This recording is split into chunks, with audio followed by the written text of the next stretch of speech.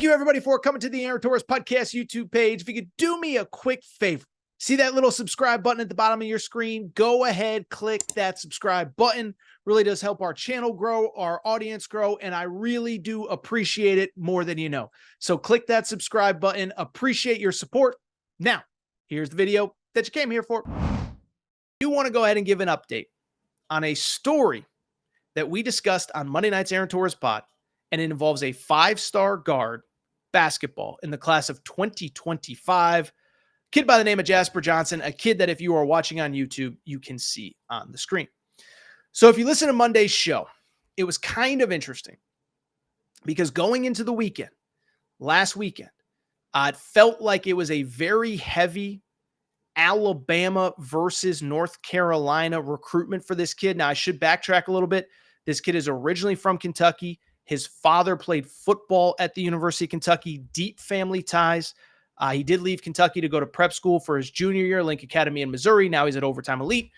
But I bring it up because going into the weekend, it felt like most of the consensus was it was Alabama versus Carolina. What's worth noting, and I said this on Monday's show, is that when I left for vacation 2 weeks ago, I was told it's Alabama and Carolina. Kentucky's a distant third. But I come back, land on Saturday, start getting some texts, start getting some phone calls. And on Monday's show, I kind of put my neck out on the line because I said that I believe that Kentucky had taken a slight lead. Now, if you listen to Monday's show, I wasn't saying it's 100% done. Get the graphics ready. But I said, I believe it's like maybe 55, 45, whatever. And most of the other people who kind of cover college basketball weren't ready to go there. Now, I give credit to a few, most notably the guy that stood out to me, Jacob Polachek from Kentucky Sports Radio. I give him credit because he's the first one that I saw really putting his neck out. Anyway, bring it up because over the last couple days, I have seen and heard a lot of insiders on the national scale say that this is starting to shift to Kentucky. Well, here's my question. Is it starting to shift to Kentucky, or has it been Kentucky all along? So let's go ahead and dive in. Obviously, look, a couple thoughts here. One, to go back to what I said a minute ago, when I left for vacation, my understanding was that it was an Alabama-North Carolina thing, and Kentucky was the distant third. And by the way, I know what other fan bases are going to say, oh, Kentucky can't even land a 5-star in their own backyard. Listen, recruiting is more complicated than that, okay?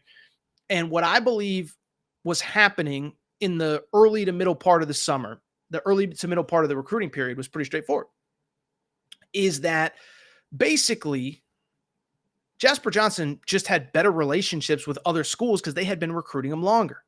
Remember, this has been a 5-star kid since his beginning of his sophomore year, end of his freshman year. So he had a multi-year relationship with Nate Oates and that Alabama staff. He had a multi-year relationship with Hubert Davis and that staff. Mark Pope gets hired in April, and he's got to put together a roster for this season before he starts worrying about the 2025 class.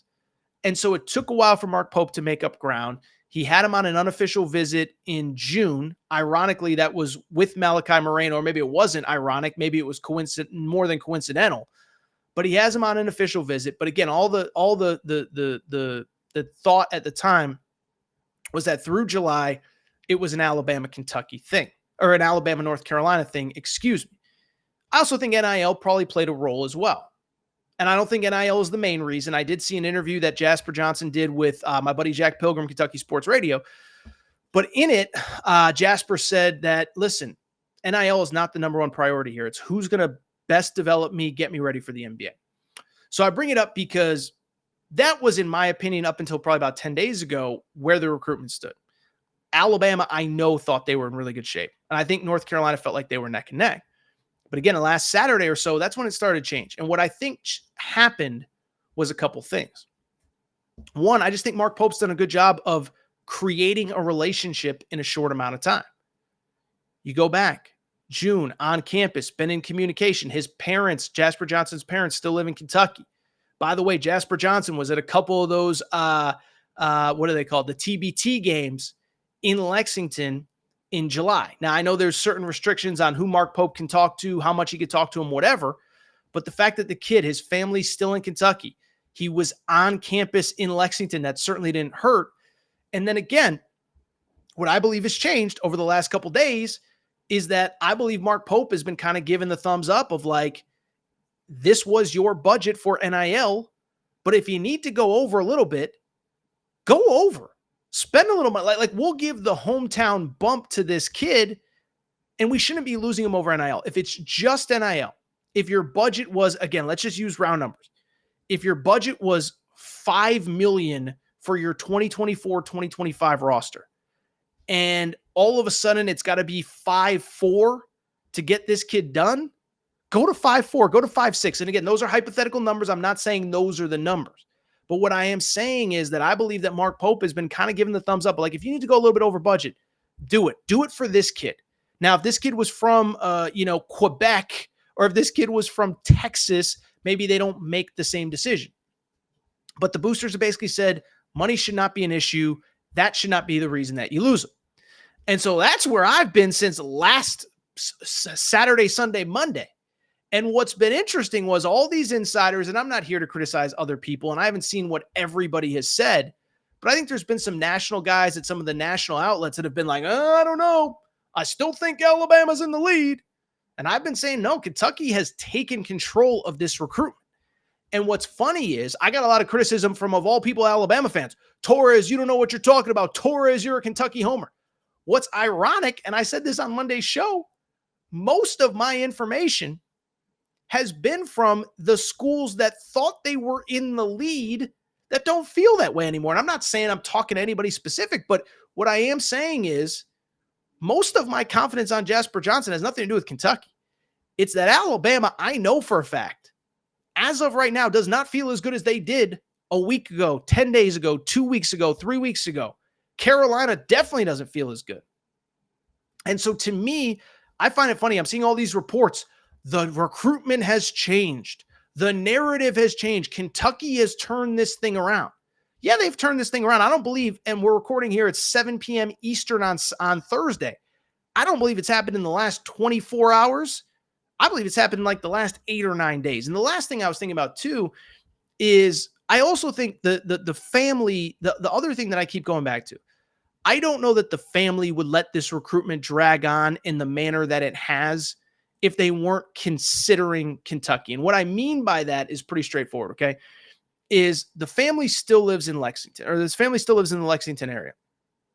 And if they knew, as all these rumors are heating up, as all these reports are coming out, that Kentucky may be in better position than people thought, I think the family's smart enough to know, hey, we live in this community. We have a great relationship with the school. We're not going to burn the bridge to try to leverage Kentucky to get what we want from Alabama. So there's just a lot of stuff going on behind the scenes, and I don't believe the family would let the rumors run wild. And I'm telling you, these other schools that thought they were in good shape 2 weeks ago, they don't feel that way. And so everyone has been, people are going to say, well, Torres, you just said the same thing you said on Monday. Well, it's because you guys have been asking me for an update for the last 72 hours. And what I'm here to tell you is what everybody else is saying is this major update. I think it's been this way for about 5-6 days. So we'll see what happens. I think I said it earlier. I wouldn't put it at 100%. I don't think it's done because I don't think anything in recruiting these days is done until the kid grabs the hat off the table. By the way, it's not really done until the kid shows up on campus in the spring, because even if you sign, you can get out of your letter of intent. But that is where we are with Jasper Johnson. And I believe he's going to be a Kentucky Wildcat. I don't think it's 100%, but I think I said 55-45 a couple days ago. I think it's more like 85 to 2015, like 80-20, 85-15. I feel really good about this one. By the way, kid is supposed to commit next week, so I guess we're going to find out soon.